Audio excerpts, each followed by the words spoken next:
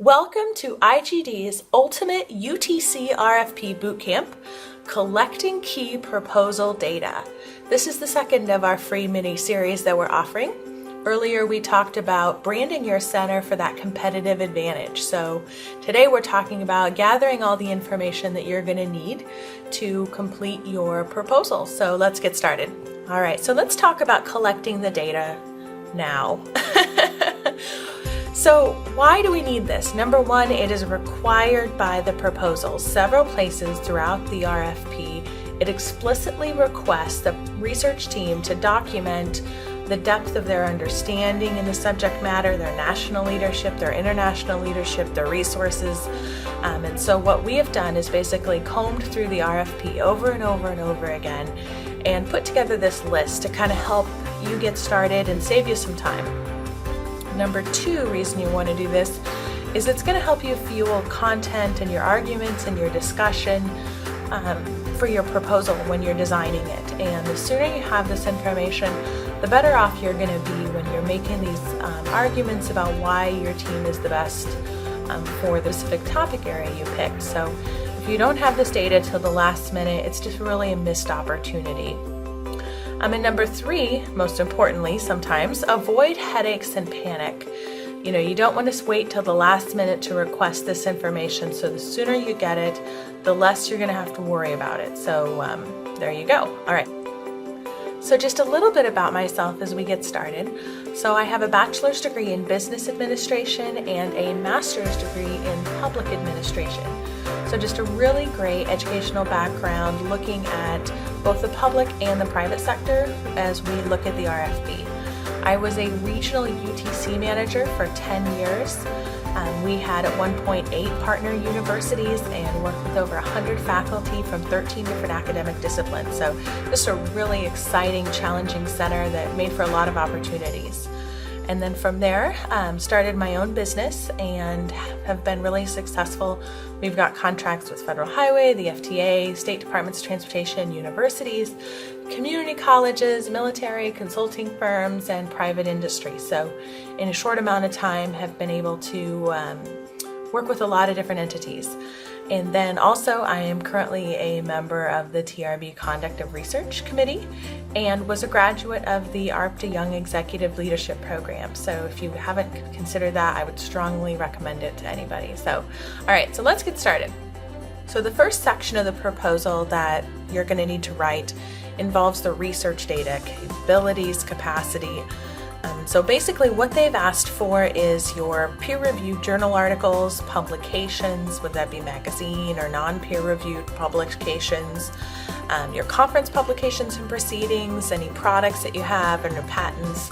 And then this is something that is a little bit different and going to be kind of interesting how faculty respond to, but examples of the qualifications of the faculty leading the proposed research activities. So a lot of different ways that you could look at that, but this is really what they're looking for in terms of research data that you're going to need to comb through and find, and whether you synthesize in terms of the number or you highlight some of the more recent, interesting, sexy articles that have come out within your subject area. Additional information they're asking for in the research section includes laboratory space, specialized computer equipment, and also listing university support with expert staff. And they're looking at transportation librarians, IT data specialists, machinists, etc. So, while you're conducting your data and as you are a resource for the nation or your particular region or a particular subject matter, they want to know, what you're going to come to the table with preloaded. While $1.5 million or $3 million a year does go quite a ways, they don't want to necessarily start a program from scratch. So this is where you would want to capitalize on it. The challenging piece about this section is, most established institutions and their partners, especially if you have a pretty complex partnership section, you could spend all 35 pages talking about your laboratory space. So this is really the challenge, is to kind of highlight what you have and maybe emphasize the number of stations that you have, or the dollar value of the equipment in the lab. Things like that is where you would kind of want to hone in on this and show what you have to offer and also what your partners have to offer, but don't let it necessarily dominate the proposal and take up a lot of room. All right, so looking at the leadership data that's requested as part of the RFP, it specifically asks for examples of attendance on national and international committees, publication in national and international journals, speaking engagements at international conferences, participation in professional transportation organizations, conference committees, and also awards that have been granted. And then it asks for if there's anything else that would demonstrate that your faculty that are members and the research staff that are members of your UTC proposal really are coming to the table already as leaders in this area, that your folks there that are working with you are really the people to have solving the nation's issues. And so through this information, whether you synthesize it or spell it out, is really where you want to be very clear in terms of, that you have a team with a lot of breadth and a lot of depth to address the research area that you're really focusing on for your proposal. So now we're going to look at the education and workforce development data that the RFP requests. First thing it asks for is the degree granting programs with transportation components and/or specializations that will be part of this grant. So they really want to know what academic programs are going to be impacted. And this really comes down to the fact that, throughout time, the UTCs have really been heralded, especially from a political perspective, for their impact on students and the importance of the UTC program in educating and providing opportunities for graduate students as well as undergraduate research internships. So from those programs that are going to be, involved in the grant, they're looking for the number of degrees conferred annually for the past 5 years at the undergraduate, master's, and PhD. So they want to see, does the UTC proposal that you're putting together impact a lot of students or impact a good breadth of students? The third thing it asks for is a number of full-time faculty in each of these programs. And so they want to know, okay, so how many students are we looking to impact with this UTC, and also how many faculty are going to benefit? And they're very specific when they say full-time. So just keep that in mind when you're gathering that data. Now, when you're looking at your UTC and you're putting together your faculty list and your academic list, I always like to throw this out there is because transportation is so broad. And often it's very hard to kind of, say, well, what's transportation and what's not? We're fortunate to have the Federal Highway Eisenhower Fellowship Program. On their website, they put together a great list of disciplines that the USDOT considers related to transportation. So you can see they have the sciences, both business, human development, aviation, law, engineering, public policy and planning, and transportation. So, when you go back to that education and workforce development data and you're looking at the faculty who are going to be involved in proposing research or conducting workshops, so on and so forth, this is really how far it spans. So just keep that in mind when you're generating your data. If you're having or anticipate faculty putting together these proposals from a variety of disciplines, this is your list. At least the list that I would say is safe to use. So moving on to the technology transfer section, and what the data they need is basically the first thing they say is they would like evidence of success with or examples of licensing, patents, commercialization, cooperative research, user agreements, or creation of business entities.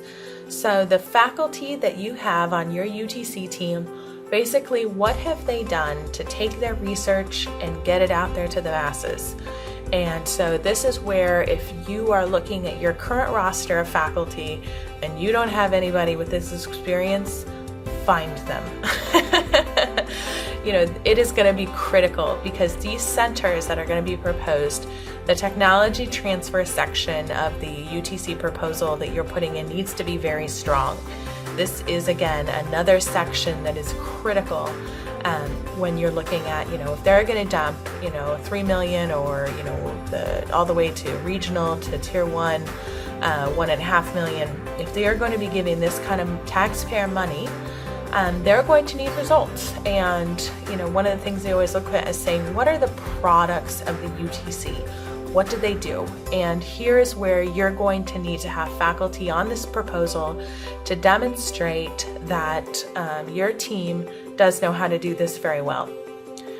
Another thing that this also would be a great resource for with these faculty is to help young faculty, help assistant professors, graduate students with a lot of potential entrepreneurial spirits, really hone in on this. So, very important section of your proposal. And if you're looking at your current roster and you don't see a lot of this, you're going to need to look harder and maybe expand your discipline depth or whatnot, but you're going to need to have this very well documented.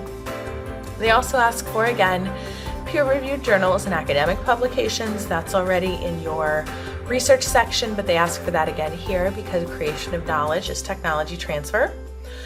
They want to know, what is the experience of tech transfer in information exchanges and social media? And then also courses conducted, distance learning courses, seminars, webinars, and workshops focused on transportation professionals. But really, what have you done to take the information in some type of technical capacity or providing support for transportation professionals in the field, on the ground, in the consulting industry, so on and so forth. So this is where they're looking for that data to say, all right, so they're going to be conducting this fantastic research, and now we want to make sure that it gets used. So this is really where it's important. All right, so the final section of the proposal where they specifically call out requesting information or data is in collaboration. And this is where they're saying they want to know, what is your center's experience in forming collaborative relationships and outcomes? So in this nature, really what they want to know is from your faculty and from what you're looking to do and your director, what have they done? What other centers have they created? What other cooperative research programs have they run? And then what were their successes? So how many more students did they reach? Or what was the improved impact of your coordination and collaboration?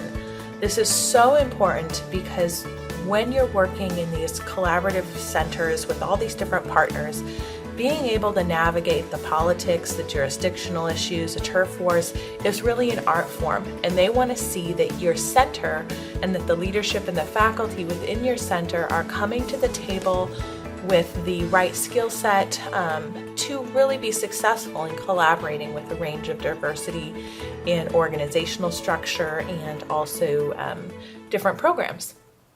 All right, so now that you know all the data that you have to gather, how in the heck are you going to get it? So we have a couple strategies to talk about here. First, we could talk about doing it via ESP or MindMeld.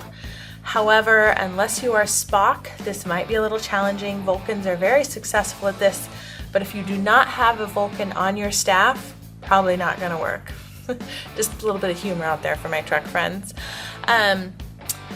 So getting serious now, requesting the information to email via email, text, or Word doc. So just sending a quick email to the faculty saying, hey, here's what we need, reply back with that information.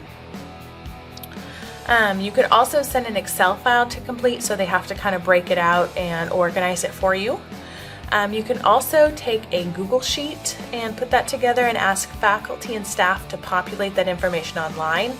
This is a very fantastic way to do it, if you ask me, because then everybody's putting the information in simultaneously and you don't have to go back and put it all together. The only downside is if you have faculty who are not tech savvy, it could create more headaches than it's worth. They also, and this is probably one of the more successful ways to get a lot of information, is to request from all of your partner faculty their extended CVs and then tabulate that data manually. So having somebody assigned to review those extended CVs and pull that information, because many times when you're putting that together, you're really saying, okay, you're going through the bushes, basically every email, every calendar appointment, and saying, okay, where was I and what did I do?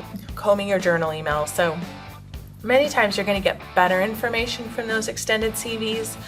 However, every faculty population is different, And so you know what's going to work best for your faculty, but and here's just a couple of ways that you can get that information.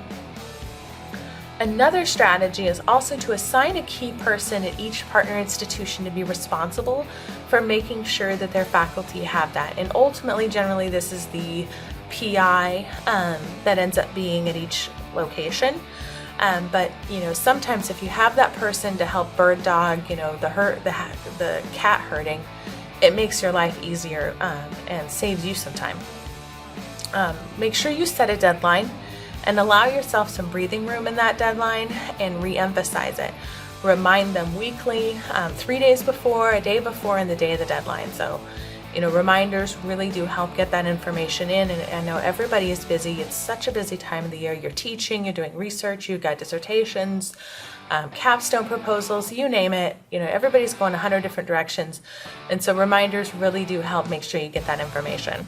I would also strongly suggest, if you're the one writing the proposal, have somebody else take that burden of basically going through those CVs or tabulating those emails or Excel files or whatever, but have a staff member, a student, a grad student, or even a family member. And we all know our spouses or kids or relatives have been pivotal in our development of our careers, and sometimes this is something that they can do, and then tabulate and synthesize it. And then you focus on reading and reviewing what they've put together. So you can really, kind of take all that information in and use that as you're developing your proposal. So don't spend your time copying and pasting or reviewing, the initial data analysis, but really focus on analyzing that information that you're going to need to plug into that proposal. All right, so now looking at the educational data, you're going to be really excited to know there is a major shortcut that is available to most folks.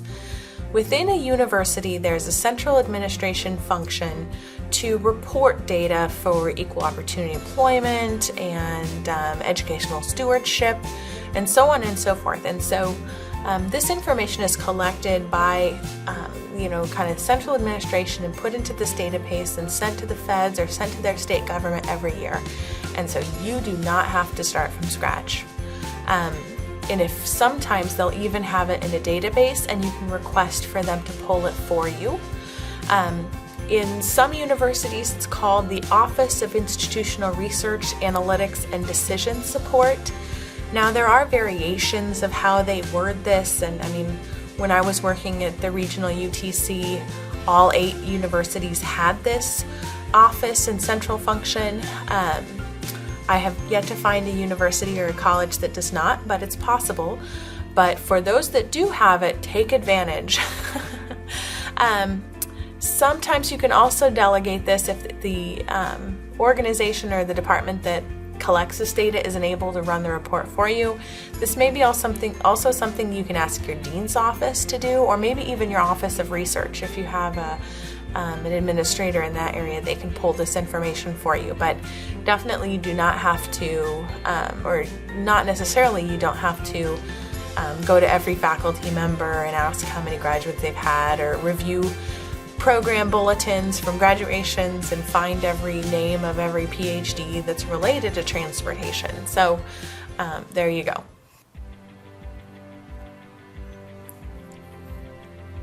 All right, we've made it to the end, and so what's next? So in our 3rd training as part of our mini-series, we're going to look at completing your research abstract and making a stunning first impression. So your research abstract is the first full page of content that your reviewers are going to look at. And so we're going to talk about how to really make this have a wow factor, and also help you avoid overwhelm. There's so many things that they ask for, and you only get 1 page, and you have Arial size font. It doesn't give you a lot of room to work with, and if you have a lot of partners and you have a lot of things that you want to tackle, it's tough to try and all get that in 1 page. So we're going to talk about some strategies to avoid overwhelm, but yet still get all the content that you absolutely need in there. And then also looking at cost-effective resources for success. So if you don't have an editor, or you are going to be looking for certain things to help support graphically that first page, we'll talk about some cheap ways to get that done. And then also as a reminder, if you did not get a chance, we have part 1 of the mini series, Branding Your Center. You can look at that in the link below, and also the Ultimate UTC RFP Checklist, our handy dandy guide, is also available. So just a reminder, if you haven't gotten those yet, check those out. Thank you so much for joining us. We appreciate your time. And if you have any questions or comments about the training today, please let us know. We love to hear from our viewers and are always open to feedback.